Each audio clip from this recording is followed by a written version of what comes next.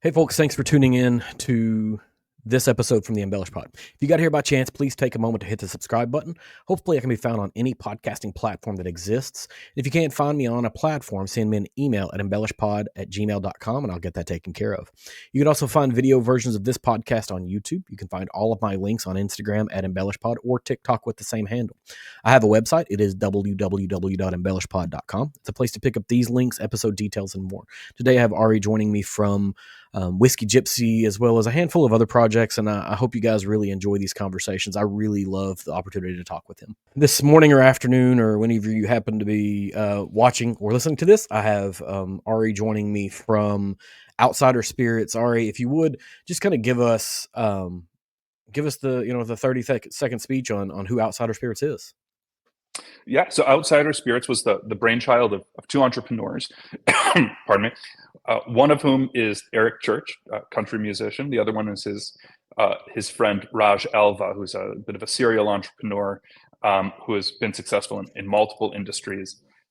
They have a shared love of whiskey, world whiskey, really, in addition to their shared love of music and traveling and experiencing sort of the most of life possible. Eric's been on the road as a touring musician for at least 20 years. And Raj was born in India, is a world traveler, an international businessman, and they came together actually at a golf outing where they were partnered together. So fate brought them together. And just like a lot of us, when we meet someone new, we like to find places where we can connect and have a discussion in mutual interests. And that very quickly, in their case, moved to whiskey. At the time, Eric had a whiskey deal with a large company out of Tennessee. He was actually the second person to ever have his name on a bottle of Jack Daniels after Frank Sinatra. And I think for most whiskey enthusiasts, having your name on a bottle like that would kind of be the highest possible goal or the best version of being involved in whiskey. But Eric and Raj are both very curious. They learn by doing. They are men of action, and I think the seed was planted that instead of putting your name on someone else's product, maybe be more involved. They both wanted to be more involved in the creation of a brand and explore what a whiskey brand really can represent when you start thinking outside of the box. So, celebrity spirits are pretty popular right now as far as a trend of people doing things. There's any number of different names in the hat, and you're not particularly hesitant to say that most celebrity spirits aren't good, right? So when you kind of set out with you're working with Eric Church to make a celebrity brand, it seems like you're on a personal mission to make that statement untrue and some of the things that you've worked on in the past, including this thing. But what's your playbook to make that not the story of Whiskey JYPSI or anything that you're involved in? Yeah, so it's totally fine to acknowledge the fact that celebrity spirits are generally not of the highest quality on the shelf, and they don't need to be, because a lot of the struggle that especially new brands go through is how do you acquire new customers? How do you get attention? And by tying into a celebrity, whiskey brands or spirits brands can sort of leapfrog that or hack that, because they can plug their product directly into an audience base that trusts the main person. Now, so the incentive there is just get product that's scalable out into the market quickly. That just was not of interest to Eric and Raj, and frankly to myself either. That's just not a particular challenge. I think whiskey, particularly so I'd say this day and age, in the modern age, particularly even post-COVID, plays by different sets of rules than we had even in 2019, 2020. And there's a couple of reasons for that. Number one, there are some amazing whiskeys all over the world that are coming into maturity and are becoming accessible because of a sort of emerging international whiskey broker network. So there's far more high quality spirits available than ever before. And then the second, I think, large trend that changed and made it possible for celebrity spirits and other spirits as well, but particularly celebrity spirits, to be more compelling and more authentic and credible, is the direct to consumer channel. So there are a lot of challenges to conventional on and off premise distribution. That's still where the majority of volume sales comes from.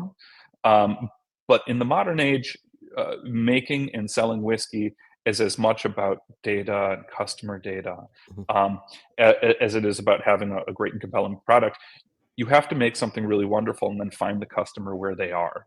And for a long time, it was prohibitively expensive to create new brands and put them exclusively through um, traditional distribution. So one of the things that we've really prioritized is getting to know who our customers are and making sure we can meet them where they are, which is oftentimes on their cell phone or sitting in front of a computer. So we have a very robust digital campaign, both in terms of telling people about the brand, but also as a route to market strategy.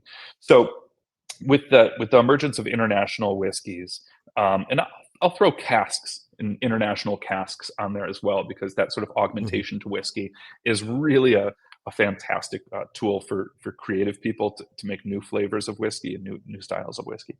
Um, but we've been able to tap into those two trends to really pursue the vision that Eric and Raj set in the company in the first place, which was to create a brand that didn't play by the conventional rules of borders and boundaries, whether those are geographical or political or just mental. Like whiskey is supposed to be this thing, or it's supposed to be this other thing. Really coming out of the gate with even with our first product. Which is called Gypsy Whiskey Legacy Batch One. That first product, in and of itself, had three different categories or styles of whiskey in it: a bourbon, a Canadian rye, and an American single malt. So it was right off the bat, it was a cross category blend that incorporated spirits from different places on the planet. And when we set out to submit that whiskey to various awards competitions, it became very clear that there weren't even established award categories for the types of spirits that we wanted to make. So frequently, we would submit the whiskey to other whiskey categories, sort of a catch-all, because the kind of whiskey that we're interested in exploring and making, just you don't really see it on the shelves, and the competitions aren't even really thinking along those lines. So you mentioned how Eric and Raj met, right? But now you're kind of the third facet to the building of this particular brand. How do you come into play in the creation of the Whiskey Gypsy brand? So I've been really fortunate, or over the past 15 or so years, to be involved in a number of spirits projects. A lot of it comes from my experience. Before I was ever involved in whiskey, I was a winemaker, um, and I worked in France as a winemaker. Learned a lot about cultivation, um, growing grapes, pruning vines, pressing them, even distilling brandy. So I came, and then after that, I ended up getting a job at Michigan State University's distilled spirits program, helping run the facility that was essentially the first business incubator. And accelerator in the craft spirits industry. Certain 15 years or so ago, it was certainly one of the epicenters of distilled spirits research. And so, combining the sort of winemaking, and I was also a bartender, winemaking and bartending background with spirits production gave me I think, a unique background in the whiskey space, where I try to think about spirits from these different angles. And once Eric and Raj decided they want to start a company, they did their due diligence. I think they contacted many potential distillers and blenders to see who they could vibe with, to see who maybe could help articulate in whiskey form some of the ideas that they had put down onto paper, about really exploring new whiskey categories, whiskey trends, and having a lot of fun with it. And so I was lucky enough to be introduced by a mutual friend who I've worked with in the industry before. And it started a series of conversations about the current state of the whiskey industry. This is about 3 years ago, and where we all wanted to see the whiskey industry going, and what kind of fun and creativity we could contribute to the conversation around spirits. Mhm. So how fully formed was the idea when it got to you? Did they have a brand name and a direction, or was it just like, hey, we have an idea, we want to make a whiskey brand, and then you have to become like the Obi-Wan of the group and say, all right, let's take you to the right place, you know? Yeah, really, the whiskey Sherpa, right? It's they had a pretty robust idea. Eric has a song called "Never Break Heart," really fantastic song actually. If you get around to listening to it, it's called "Never Break Heart." It's a really kind of meaningful track. And one of the lines is "Life is like a whiskey gypsy," and I think that idea for a lyric translating into um, a a product name came very easily to them. And then we just had to figure out, what does it mean to be a whiskey gypsy? What does it mean to make whiskey and to be sort of play around with different notions of borders and in whiskey making techniques and traditions from all over the world. So they come to you with the idea, you help kind of form it into this, and this is over the last 4 years. That's kind of an incredible timeline to go from, somewhat non-existent to the level of success that Whiskey Gypsy shows right now. Now, and I'm unfamiliar with the lyrics, so you'll have to pardon me there. But whenever he wrote out the song, did he spell gypsy this way, or is this something that you came to as a part of the branding portion of it? No, so I actually saw the lyrics, and he did not spell it. He spelled the conventional way. But Eric had an idea that he wanted to sort of redefine the term gypsy for a modern age and for this industry and what it could mean within this context. So, like I mentioned, we had a number of conversations that were kind of freewheeling Mhm. and exploratory about how we could flesh out the idea of a whiskey gypsy, and we came up with the idea of we sort of brainstormed current trends that we like in whiskey making, and from those trends we came up with a product family that includes three different products. The first product, which we call Legacy, which was the first one we came out with, is a blend of international whiskeys, cross-category blend of different whiskeys, which is just a type of a style of whiskey that doesn't really exist. You can go to a Mhm. liquor store and you're not really going to see too many international blends of different whiskeys. I want to come back to sort of the ideation there and the two batches that we have, because they each do kind of separate things and are articulating uh, slightly different visions. So Legacy, which is international blended whiskey, was the first product that we created. We also wanted to come out of the gate with a bit of a halo product, with a product that was so unique and differentiated that it would hopefully demand some amount of conversation around it, because our approach was so different. So that was Legacy. The second product we came out with, which was a little bit more accessible, about $60 a bottle, is our Explorer series. And what our Explorer series is, it's right there in the name. We start with 6-year-old whiskey, usually bourbon whiskey. That's the base whiskey. Um, and we essentially augment it with casks and wood from various places in the world, uh, in the service of the story that we want to tell about being explorers and about learning about the culture and agriculture of various places. So I mentioned that the first Legacy we came out with was a blend of three different categories of spirits blended together. The first Explorer we came out with, um, we had decided that one of the sort of inspiring ideas behind the brand in general is going to be the idea of the troubadour, the the roving storytelling songwriting musician. Mhm. In They're from the Middle Ages. If you've ever seen Disney's Robin Hood, for instance, the rooster character who Mhm. identified with Great as a young man, that's a troubadour. And Eric is part of that tradition as well. The troubadour tradition, the idea that music can be of your heart, and it can emanate from within you. He wanted what we wanted to kind of experience that sort of artistic form, but through whiskey. So we started a little book club and learned about troubadours. And it turns out that troubadours, that sort of that artistic tradition, um, which is really big in Nashville, where Eric lives, and where we're based as well. It started in France. in the Middle Ages. It actually started in an area called the Troncais forest. And for winemakers or wine enthusiasts, they'll recognize that the Troncais forest, where the troubadour tradition emanated from before spreading all over the world, is the source of oak stands that's used to make some of the most high quality barrels in the world. Oak from the Troncais forest is used in the barrels of Bordeaux wines, and Bordeaux, that's a big wine, and it requires a substantial barrel to sort of balance out the fruit character and the style of that location. And the wood from the Troncais is also used in the construction of cognac casks.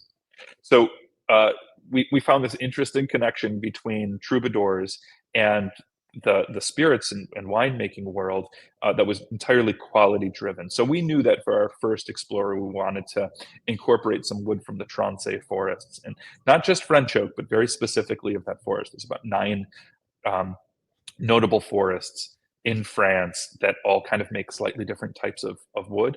And for the explorer line, we want to get geeky. We want to talk about each of those types of forests and forests like that and wood sources all around the world.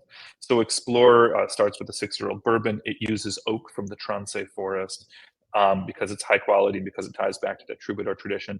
And it also uses secondary aging with new American oak from West Virginia and North Carolina. So Appalachian oak. And Appalachia is the other place or another place where the troubadour tradition has really taken root. So our first explorer is all about the troubadour. And to do that, we're telling the story of the troubadour in the old world and the new world through those woods. And that's a pretty innovative approach to whiskey making because it's narrative driven, but with historical authenticity.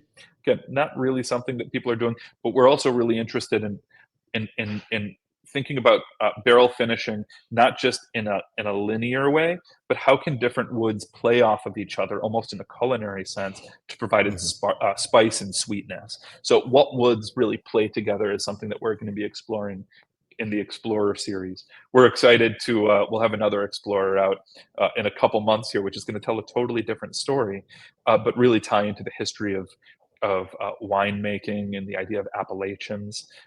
So locations that around the world that create rules and laws to prescribe production methods. So we're going to talk about that. And then we have a third product that we're also going to release, so the Legacy of the Explorer. And then we'll also, in pretty short order here, be releasing Tribute. And that is one that I'm really excited about. It's our most accessible product. It's around $40 a bottle. And it really focuses on grain and the effect of grain in making superior whiskeys. So Legacy is making international blends. Explorer is playing around with woods from all over the world. And then Tribute is really about the soil and about using full flavored grains. In between those 3 different products, we have a lot of leeway to be creative, and to have conversations with people and to tell stories about cultures and agricultures. And those are the guardrails that we put up for each of the products. And so we always think about spirit development in terms of those 3 buckets. Okay, so when you were talking about the Explorer and this oak from the Troncais forest, was that new oak or was that reused barrels from some other type of spirit or wine?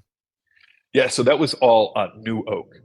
So they had not been used before, really looking to get the wood character out of it. And we did about 1.5 years of R&D on the project to really get to know the woods. So if you just want to get geeky about wood for 1 second, there's different styles of wood aging. One of them is finishing in barrels, which gives you a defined surface area to volume ratio because a barrel is of a certain size and you're going to get a certain extraction profile. And another way is to work directly with staves, the staves that go to make those barrels. And if you play with staves, then you have a couple other levers that you can mess around with, including surface area to volume, not defined as in the barrel, but you can add more staves to a vessel or fewer staves to a vessel. And it also gives you the opportunity to understand the extraction of each of those woods, because no 2 types of wood extract the same. Some extract sweetness, usually they extract sweetness before tannin, because sugars are generally more soluble in high ethanol solutions than than tannins. And so if you can understand the rate at which different characteristics come out of the wood, then you can really start playing with dosage rates and contact times. Those are sort of the two levers that you have. And so we figured out some using staves purchased directly from stave mills in France and the United States. We were able to identify, I'll say, the sweet spot between extracted wood sugars and tannins to create something that has a lot of wood character but isn't overly bitter.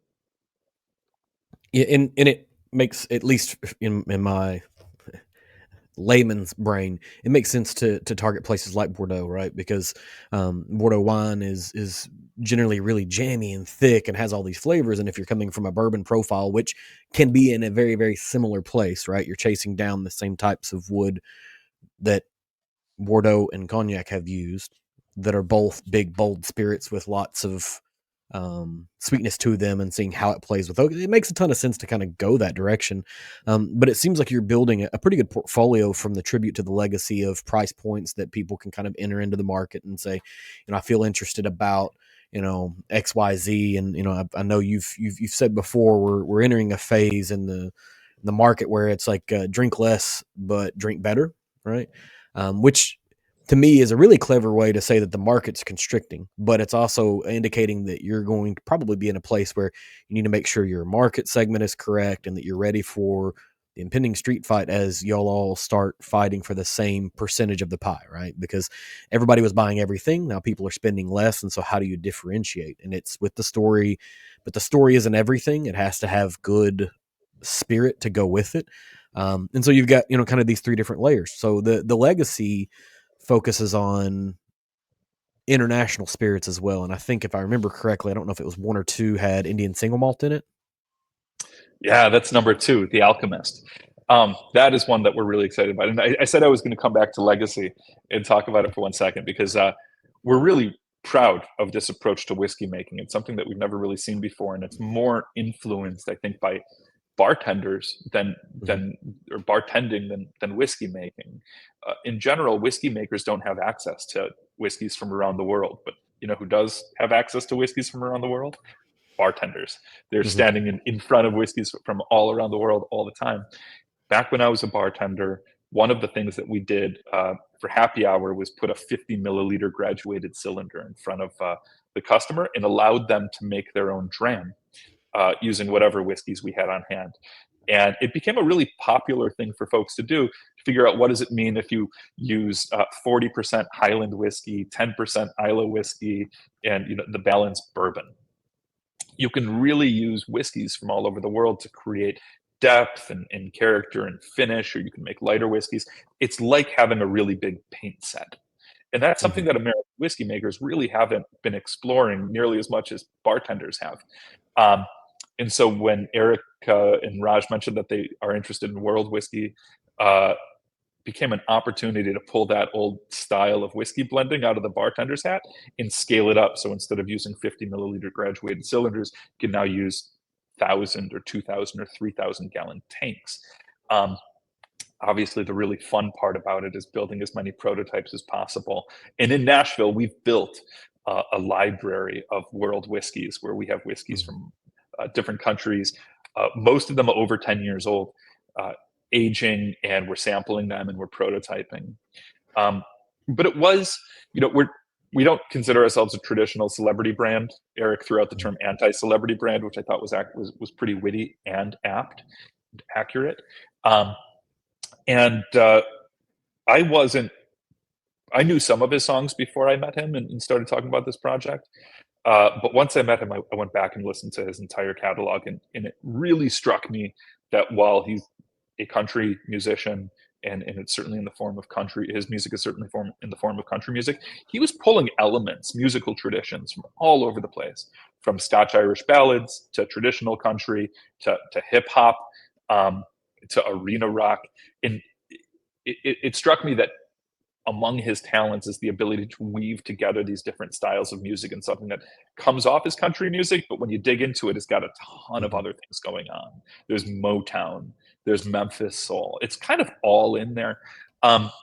So we started a conversation about what it would look like to create a whiskey that was in the style of an American whiskey, but pulling from whiskey making traditions from all over. So kind of making a musical equivalent or a whiskey equivalent of his music.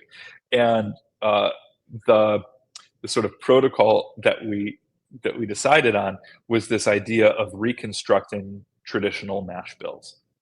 Okay, Mhm. follow me here. So the very first product we came out with was a 70% 8-year-old bourbon.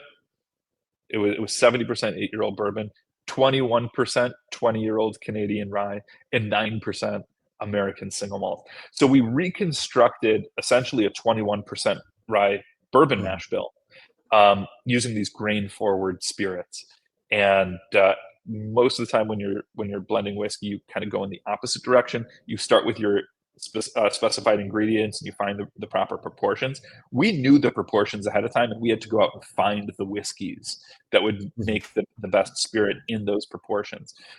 The second legacy that you mentioned that incorporates the 10-year-old Indian single malt is our riff on a 36% high rye bourbon mash bill. Mhm. So it's 60% 12-year-old corn whiskey from Tennessee, 36% 18-year-old Canadian rye. It's been finished in a number of casks, port, vermouth, and sherry, and then 4% 10-year-old Indian single malt. So all of the components are over 12 years old, are over 10 years old. And it really is a truly international whiskey, I think, in a way that we haven't seen before, but in the style or in the form of a high rye American bourbon mash bill. And all the whiskey nerds, I think we're all doing some of the same things as we're looking for what's the next spirit, right? Because bourbon is not going anywhere, but I think I've drank probably 50 or 60 different bourbons in the last 30 days through just doing tasting notes, and you sort of get tired of it after a while. And so American single malt has a place and Indian single malt has a place, and these are both places that you guys have already been.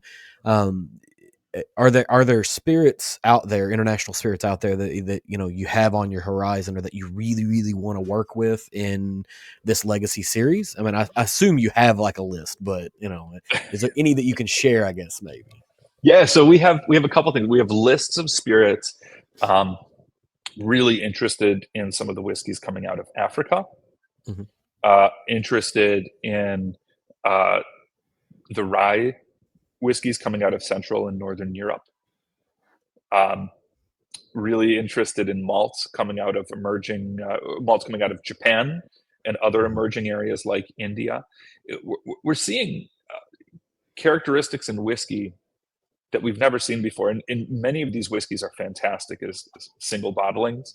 Here is a spirit from a distillery, but oftentimes they play really well with others, and the sum can be greater than the parts. Hmm. So, like we started off by saying, this trend of emerging whiskey categories from all over the world gives whiskey blenders the ability to create characteristics in whiskey that we've never tried before, and that's really exciting.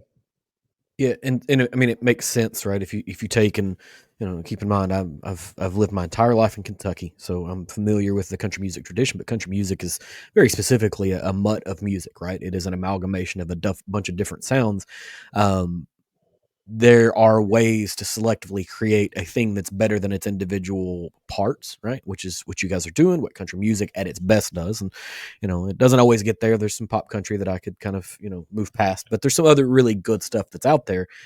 um is it always going to be whiskey, or are there other spirits, like whether it be grape brandies or fruit brandies or cognac or armagnac or whatever, or you staying, we're just going to stick with whiskey in our blending? For right now, it's just whiskey. Um, but we certainly have casks. Even in Mhm. we've already started to use brandy and sherry casks on some of our finishes. So you will see the influence of fruit and rum and other spirits, generally in the explorer range, Mhm. using some of these cask finishes to talk about those places where those casks came from. But we're keeping the guardrails on. It's really easy, and frankly, it's sometimes really tempting to do cross category blends and Right. start mixing rye with rum or rum with brandy. I look forward to tasting those products, and I'm not going to say we'll never do a special release, but we Mhm. have pretty defined guardrails up, and that's to keep us focused on who we are and what we're trying to achieve here, which is explore the world of grain whiskeys all over the world, blend them in unique ways. But yeah, sometimes give them cask finishes that incorporate the characteristics of rum and brandies. And Armagnac cask finishes can be so fantastic. Mhm. And we're starting to see uh, uh, other types of brandies as well, or at least the casks from those brandies become available. So really interested in cherry brandies and peach brandies and apple Mhm. brandies. They all have a lot of particularly aromatics that they can contribute to whiskeys. Mhm. And the place of brandy, I think, is going to be a growing segment. Armagnac specifically, that's one that I've kind of honed in on. I'm like, this is a place where at least a bourbon drinker can make a transition into other spirits very, very easily. I think with Armagnac, as opposed to, some of the peated malts that come in, people get scared of those specifically here in Kentucky, and it's real weird because we love barbecue and we love whiskey.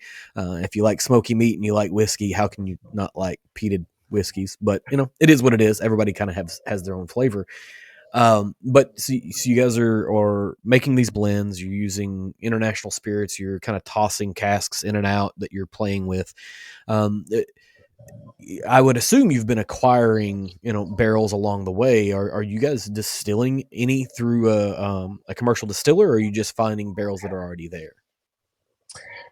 Both is the answer. So we're certainly finding barrels that currently exist. We taste through them. We make sure that they're good before we purchase them, because their quality control and quality assurance can sometimes be all over the place. We also work with a number of distilleries to distill. I wouldn't say so much contract distillation as much as Mhm. custom distillation.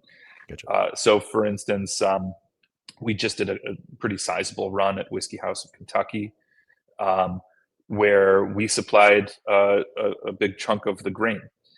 So we work with farmers, and this is for our tribute, for our tribute, which is our grain focused grain to glass product that we're going to be releasing a little bit later in 2025. So yeah, we work with some of the best distillers in the country, but we always have a hand in it. So we're not just ordering off of the menu. In many cases, we're commissioning farmers to grow specific grains for us, to go to a specific distillery to make a mash bill where we specify everything from the yeast strain to fermentation conditions to distillation techniques. So we really see our co-packing partners or our co-distillation partners as true collaborators, and we're never really buying just something off the rack. Yeah, and I sort of already knew the answer to that because I'd seen the conversation between you and David on LinkedIn, David Mandel from Whiskey House, and I was like, they're working together on something. I wonder if it's this or not. And honestly, I don't. I'd imagine that a conversation between you and David is really hard for everyone else to follow because it's probably really fast and really dense with a lot of information, but it's probably super interesting for whiskey nerds like me. But you mentioned that you brought specific grain as a part of your distillation process for your custom distillation.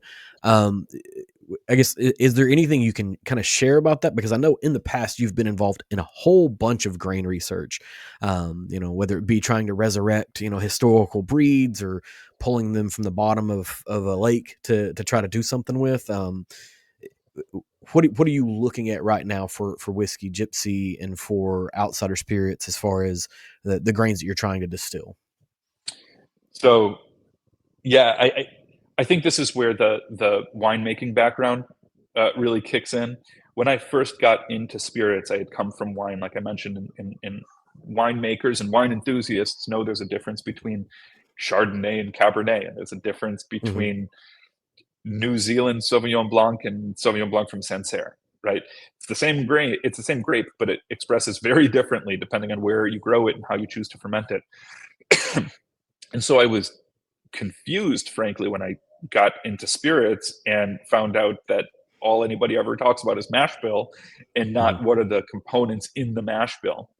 Um, I had a hunch that better grains, more flavorful grains, make more flavorful whiskey, and was able to work with Michigan State on a number of longitudinal studies looking at, first it was 19 different varieties of rye that we made whiskey from and sent them to tasting panels to identify, number one, if there were differences, and if there were, which ones were preferable.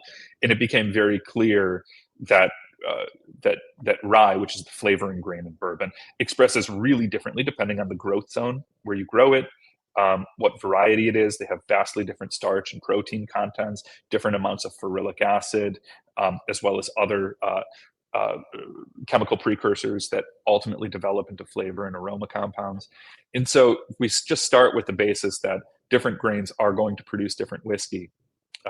It also follows that most large distilleries are making their procurement decisions in the accounting department rather than in the distillation department, and they're not necessarily trying to optimize for character, and that's okay. One of the miracles of American whiskey is that we can use grain that is not necessarily what you would put on your kitchen table or in your dining room table, and still make really good whiskey from it. But what if you did use that type of grain that a chef would select at a nice restaurant and make whiskey from that? That's the kinds of questions that we're asking at Whiskey JYPSI. And so for Tribute, at Michigan State, I should say, we also experimented with 10 different corn varieties. And again, same thing, different viscosity, different yields. And oftentimes the lower yielding grain produces more flavor. And that's not a coincidence. Starch, which produces alcohol, has no flavor, and protein, which produces flavor. You have to choose whether you're going to optimize for starch or the flavor compounds. And as we did the grain variety trials at Michigan State University, one thing that became apparent is that the older grains that predate essentially agronomy, the last 100 years have been all about breeding for yield and for calories per acre, which is wonderful. It's a modern marvel. It's created a lot of calories for a lot of people and helped increase the world's population multiple times in the past 100 years, from 2 million to 8 million. A lot of that has to do with grain research and agronomy. But as a byproduct, flavor has often been bred out of grain to the detriment of whiskey lovers. So for Tribute, we're focusing on a historic American grain called Cherokee White or Cherokee White Eagle corn, which is a grain that was developed by the Cherokee in North Carolina over the course of hundreds of years, which they took along the Trail of Tears when they were displaced and moved to Oklahoma. They took this with them. This is a grain that was a big part of their diet, and it almost disappeared. But in the past few decades, a number of agronomists have started to resurrect historic grains for culinary purposes. We've been lucky enough to work with farmers who grow them, and we are now making bourbon in Kentucky with this full-flavored Cherokee White Eagle. Yeah, and it's sort of the story of whiskey, at least in the United States, and my brain attributes it to Prohibition, but it's one of the products that, as it became industrialized, there was a craft sector. I think it all dies off during Prohibition, and it really never comes back, and it stays an industrialized product until the last 15 or 20 years, right? All of the crafty distillers were probably the guys that were making it in their backyard still, which wasn't giving it into a barrel. We're not getting the aging. We're not getting the things that we expect out of bourbon. But as it sort of resurged, we get this new attention to the craft aspect, which then drives in on ingredients, right? It's similar to the farm to table movement. My hope is that even if the segment does start to slow down, it's a lot like craft beer, and the fact that beer was industrialized, then it got crafty again while industrialization was still pretty heavy, and that has lived on, right? Whereas it feels like things like Scotch, which kind of held on for its dear life for a while, maintained a craftiness while having industrialized. Irish whiskey did something similar-ish. Wine has had both. So hope is that we get to keep those things, because people like you are doing, the good work of saying what is the ingredients going into it instead of what is the output, right? Because the output does matter, but the ingredients do too a little bit. So they absolutely do, and as much as folks like whiskey makers that are flavor focused are a part of this, it really is about establishing an entire supply chain, making sure that farmers who have every incentive not to grow flavorful grains, they have every incentive to grow yellow dent number 2 in soybeans, to make sure that they're included in the value proposition. Then I mentioned Kentucky Whiskey House. That's a great example of a distillery, and this is rare, a large distillery that's willing to bring in outside grains and make custom whiskeys. Um, and so I agree with you. I think directionally the industry wants to optimize for quality inputs, just like a restaurant would want to optimize for quality inputs. And grain variety is one way of doing that. I think you've got to prepare the consumer for premiumization as well, right? Because the reason those farmers aren't interested in growing some of these older grains is because the profitability is not the same unless you charge an astronomical amount in comparison. Yellow dent is relatively cheap, whereas some of these heritage grains, they take different farming practices, they take different regiments on what you can and should not put on them as far as how you farm it, the agronomy of it all becomes far more expensive, which means then we end up spending more on the whiskey at the end, which is great because we're getting new things, right? That's the thing, but you have to condition the consumer to be okay with spending more for a 5-year-old whiskey if it has a heritage grain in it, because the inputs were more expensive. They obviously are going to be more expensive, right? The farmer has to treat it very differently. That's right. Now, sometimes it's not a ton more expensive than a whiskey made with commodity ingredients that's marketed or branded in a premium way. So I think it's going to be an interesting conversation that's going to play out on the shelves of what's the right price point, what are consumers willing to pay for more flavor and for better stories in their whiskey. Yeah, we're going to see this play out over the next decade. It's actually for me, it's one of the really interesting trends. Because it brings this winemaker's appreciation of varieties and where the grains are grown to whiskey. Yeah, and I guess when I say more expensive, it's not necessarily the individual ingredient or what you put on it, but also your storage and your delivery of the mechanism, right? Because you can't commingle. You can put all the yellow dent you want in a silo, right? You can just throw it all in. Nobody cares about that. But if you have a heritage grain, it needs to be stored separately so you don't get yellow dent mixed in with it, and the truck doesn't put it in the wrong place because there's a whole scale of economy and the operation of itself. It has to be treated a little bit differently, held aside, managed a different way. Maybe its moisture content is different than yellow dent. You don't want it at the 14.5, you want it at 15.5 or whatever it happens to be. It's a different process. I know we're getting close to time for you, and I want to be cognizant of that. I really like what you guys are doing. I've had the opportunity to taste a number of things. David from Whiskey My Wedding Ring has shared some of the samples you guys have sent over to him, and it is truly not another celebrity whiskey, right? Because those are pretty prevalent, and some of them are perfectly fine. They're just perfectly fine whiskeys. But I would imagine what we'll see is that they're not really competing against what you're doing. They're really competing against commodity whiskey, because they are commodity whiskey that just has a label with somebody's name put on it. And what you guys are doing is very boutiquey, I guess is the word you could use. Very, and people don't like the word craft, but there is a distinct mastercraft that's going into this, right? Maybe that's the new term. This is a mastercraft where you're focusing on the ingredients, you're focusing on the output, you're focusing on the branding, the story of it. The whole thing is one fantastic package. Those are the things that I appreciate as a consumer. So, what does a year, 2 years, 5 years look like for Whiskey Gypsy? Because it doesn't feel like a brand that a celebrity puts their name on with the intent of selling it in 5 years, right? Because that's a play, and that's a way to make a whole bunch of money if you want to. It's capitalism, right? But it doesn't feel like that's the goal here. Yeah, so that's a well-worn, established playbook. You stick your name on a bottle and you try to sell it 1 million cases as quickly as you can. Eric's name's actually not on this bottle. So that's one of the ways we kind of buck the trend of celebrity whiskey. What you can expect to see from us is the release of one legacy product every year, sort of as an annual drop.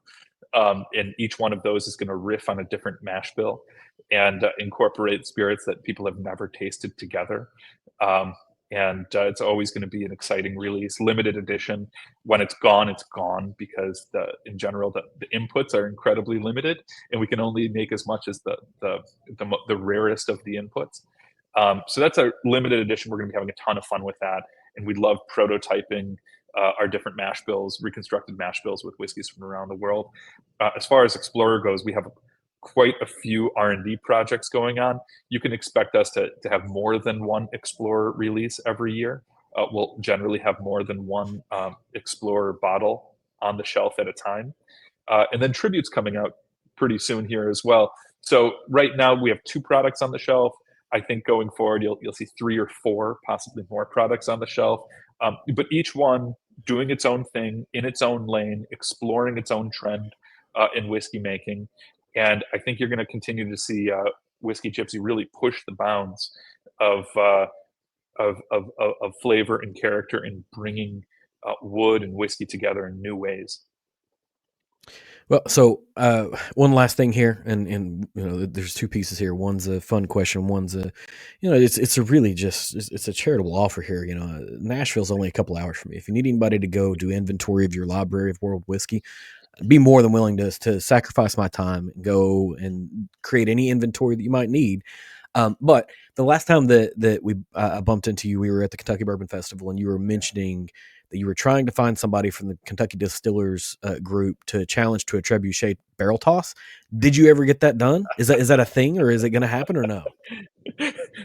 I love the barrel rolling competition at the Kentucky Bourbon Festival. It always shocks me that ESPN is not there covering it, because I know a lot of people, if they knew it existed, it'd be fun. Now, one of the things that we do in Michigan that we're really proud of is we love catapults and trebuchets, and we use them primarily for pumpkins. Right. In every fall, lots of county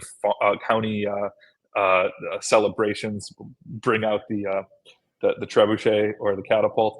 I did not find a taker in Kentucky who wants to challenge the North to a trebuchet competition, but the offer's on the table. So balls in Kentucky's court. We'd love to sling some barrels and see who can throw them the farthest. Great question. I would imagine that the initial answer is no, but there's some team somewhere that's like, all right, we got to figure out how to make this to begin with, right? Because it may be a new word to them. If you're not a medieval historian, you might not know what that is. But there's somebody that's figuring it out, and also figuring out the most redneck way to make it go, right? It is a very much a thing that is possible. But I'll make sure anybody I talk to from Kentucky that's distilling, we'll put pressure on them, because you're right. The barrel rolling. I mean, I've watched the Ocho on ESPN a number of times, and they have like things like rock skipping or belt sander racing.